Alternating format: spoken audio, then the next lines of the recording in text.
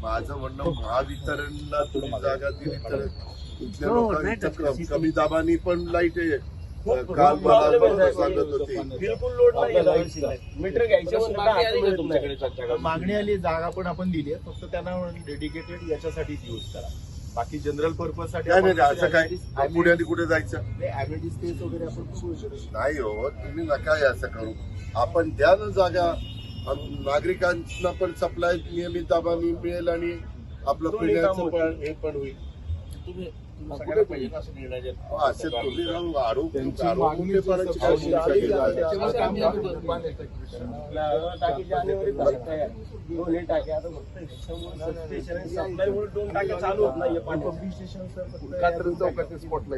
काय